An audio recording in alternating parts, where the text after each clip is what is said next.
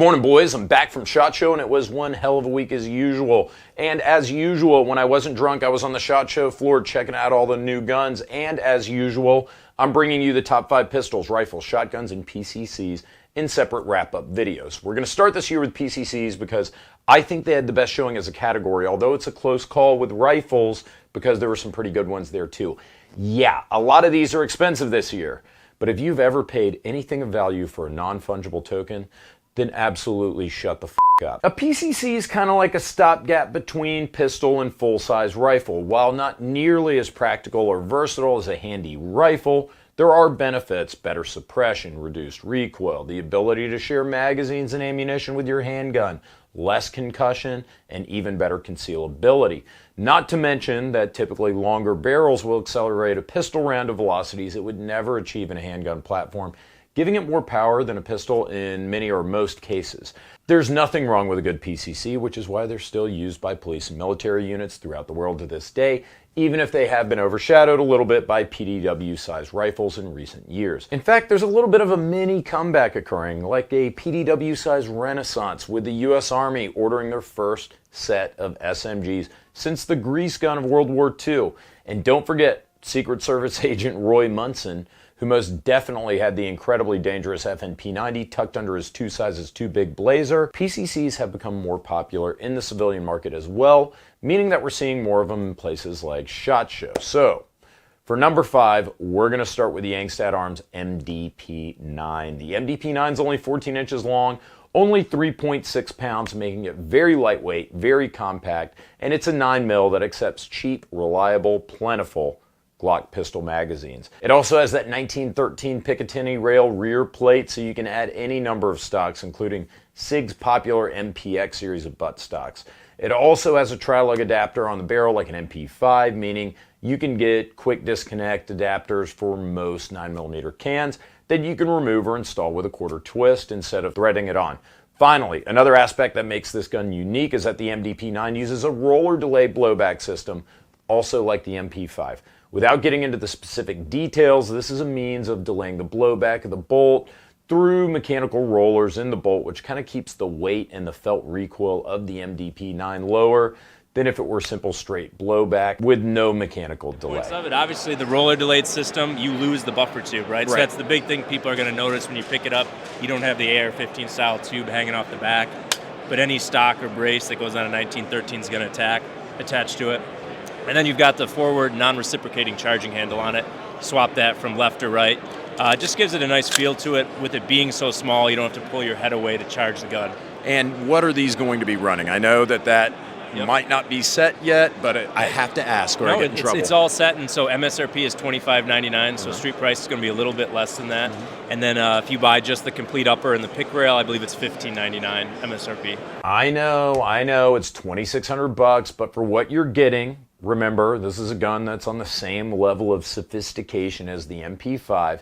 It's really not a bad deal, and street price, of course, will be lower, I hope. The only reason it's number 5 is because this is a bit of a relaunch. The MDP9 prototype was first shown at SHOT Show 2020, but Yangstat brought this production copy to the show this year to let us know that this gun's for real. Has Yangstat arrived, or does MDP stand for might disappear? 2022 will tell. Now for number 4, our controversy slot, or as I should just start calling it, the Keltec pole position. Keltec introduced the Keltec P50 at TFBTV Gunfest 2021, and to much fanfare, as the intro video landed over 1 million views on TFBTV in just days.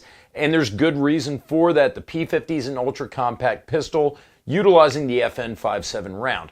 The 5.7 is a small, light, fast round. While it's only about a third of the weight of 9mm, the 5.7 is so speedy that it has better range. It'll defeat body armor. It'll have the same power. It'll be much lower recoiling. Additionally, you can jam 50 rounds into the horizontally feeding box mag on top of the gun without a weight penalty compared to 30-round 9mm magazines. The Keltec P50 uses the same 50-round horizontal feed box mags from the P90, but in a reasonably priced gun that weighs just 3.2 pounds and is only 15 inches long. The P50 was introduced last year.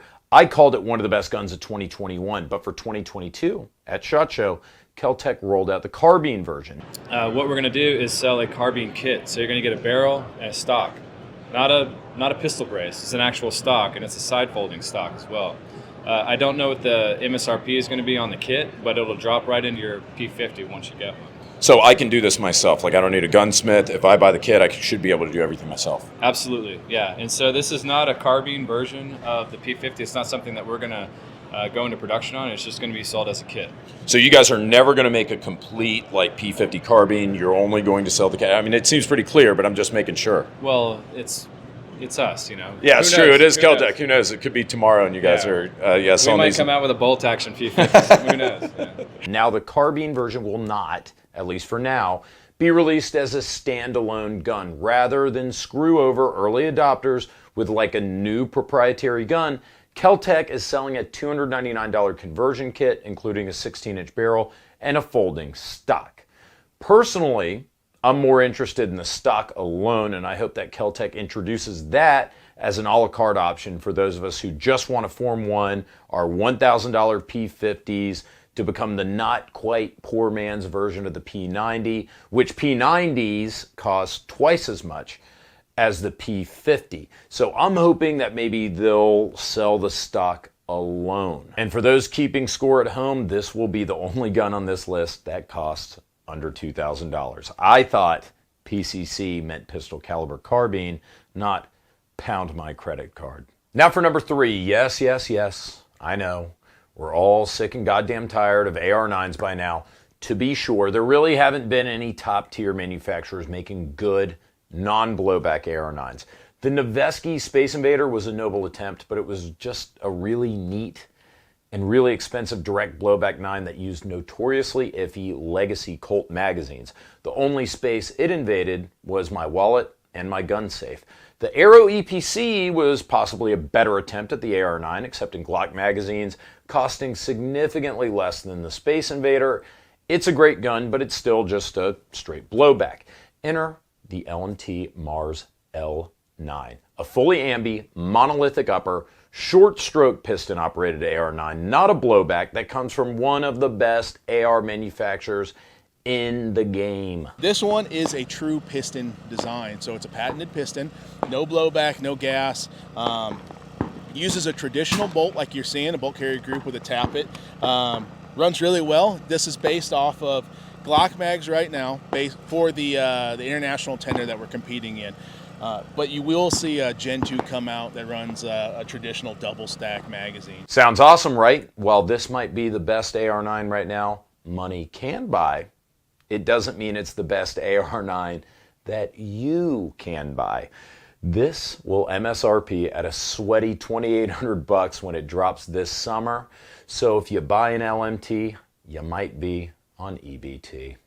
For number 2, this is purely a James J. Reeves personal kink. I don't know shit about this gun. I don't know if this gun sucks. I can almost certainly tell you it seems to be pretty overpriced, but it is so cool that I can't help myself. I can't help it. I've got to place it at number 2. Not only am I excited about it, but this PCC video was the most popular PCC video out of all of our SHOT Show coverage, so it ain't just me, it's also you who thinks that the CSV9 just looks cool as shit. Now, I jokingly said on Instagram that I would not review this gun unless they renamed it the Czech 9. It just has that 80s SMG pistol vibe, with the magazine well forward of the grip, kind of like that blocky, monolithic look. It's not even really all that practical, but it does have some really cool features. It's striker fired, which is relatively uncommon, even weird in a PCC. It's got a threaded barrel, it's got a railed handguard, it's got a full sight rail with iron backup sights, 1913 rail in the back for accepting stocks. Yeah, and they did the smart thing where it just takes Glock magazines. While it is indeed a straight blowback, all of my Czech friends have told me that this thing's tough as hell and it's reliable. I've got one on the way as we speak, as I film this, for review, so we'll know if that's true soon enough. Now, the CSV9 is already in the country in 2 versions. There's a short 5-inch barrel version and a slightly longer 9-inch barrel. I personally think the shorter one looks cooler, and I bet you could probably stuff this under your members only jacket if you got a small enough stock. like the one that we see on Czech Weapons website. Long story short, again, I don't know shit about this gun. I even looked it up, not even a Wikipedia article about it. And I'm making this gun the number 2 because it looks like it belongs to like an Eastern European coke dealer and it takes Glock magazines. It could be complete garbage. Oh, and it weighs 4 pounds, which is pretty heavy. It's not the most practical gun on the list, and at $2 grand for a heavy Czech blowback 9mm pistol caliber carbine, the guy who priced these out might literally indeed be an Eastern European coke dealer, but this is a refreshing gun. It was something different, it's something new, and it's pretty cool, and that goes a long way at SHOT Show. Number 1 on this list has to go to my Swiss, whatever bros is in Switzerlandish, B&T. The SPC9 is brand new and it's going to absolutely beat ass. With the SPC9, it's almost like you're looking at a hybrid of B&T's popular line of hydraulic buffer 9mm pistol caliber carbines, like the APC9 crossed with the AR-15. It's got AR-15 controls, AR-15 charging handle, AR-15 stock, the ability to add a B&T side charging handle as well. Almost certainly going to have the ability to swap between Glock magazines or the MP9 magazines used by other B&Ts. And as usual, you're talking top tier Swiss quality. And it's going to come in a variety of flavors, including an integrally suppressed SD version. Was it different? Why not just get an APC9? Right, so it's pretty cool. So everything that B&T does, we make it because somebody's asked us to do it. So in the case of the SPC9, we had a customer that wanted essentially a mixture of a APC9, an HK MP5, and an AR-15. So AR-15 ergonomics, but the technology with the hydraulic buffer system and all that with the AR-15. The neat thing about the SPC9 is it's got dual charging handles, and people are like, why dual charging handles? Well, it's because that's what the customer wanted. So, but really the neatest thing about the B&T SPC9, it's their mindset about it. B&T did not have to make this gun. This gun was for a European government contract, but instead of allocating all of its resources to manufacturing for this fat government contract, B&T's thinking, how can we also bring this to the civilian market at the same time? And I think that's exceptionally cool of these guys to do, and it's somewhat rare now among companies that land fat military and law enforcement orders who treat civilians like second-class citizens. B&T's come a long way in the past couple of years, and they're really shaking shit up. Speaking of which, they've got a brand new top quality reduced back pressure 9mm suppressor that they showed off at SHOT. It's on the way. It will allegedly have an MSRP of $650, which should help you maybe offset the cost of the SPC9. I mean, you're getting the gun, you pretty much have to get the silencer too. That's it for today, but stay tuned because we've got a couple more top 5 SHOT Show 2022 videos on the way. What'd you guys think of the PCC list? Please tell me in the comments what you thought of my list. Which ones do you think look good? Which ones do you think are overrated? Stay tuned for more SHOT Show Roundup videos. Like, subscribe, share. Don't forget to hit that little bell icon next to the subscribe button, okay? Ring the goddamn bell, you bitch!